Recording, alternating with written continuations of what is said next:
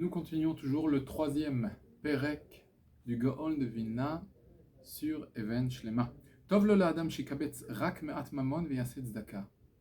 Il est préférable à l'homme, pour l'homme, de ramasser un peu d'argent, ça doit faire un petit peu de parnassa, mais au moins de donner la tzedaka, même un peu, mais convenablement.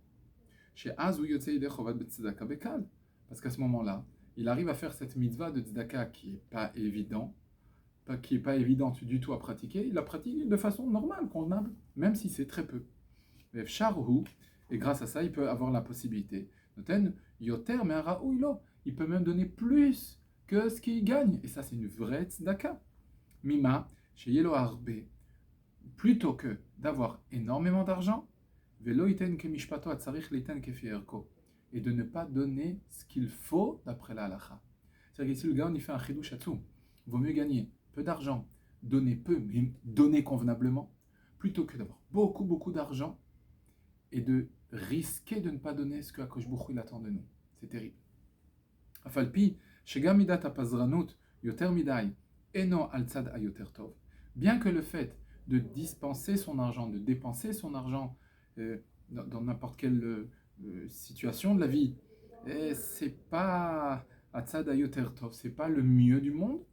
Ar, les familles, tova misé, par contre, il se peut que de temps en temps, il peut sortir quelque chose de ça, de très bien.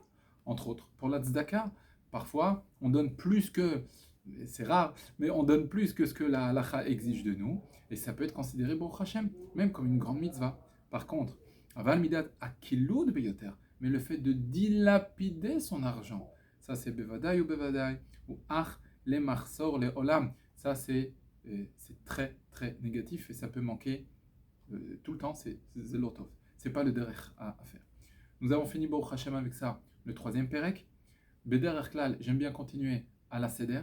Cependant, avec tout ce qui se passe dans le monde, avec tout ce qui se passe ces temps-ci au niveau mondial, et vous me comprendrez où est-ce que je vais en venir, je vais passer au 11e et dernier perek, et après je reviendrai au 4e perek, qui parle en fait, le 11e perek qui parle sur tout ce qui est Mashiach, sur tout ce qui est Igveta de Mshecha, les talons du Messie, et c'est un perek extrêmement intéressant à partir donc de la prochaine fois. Comme tout.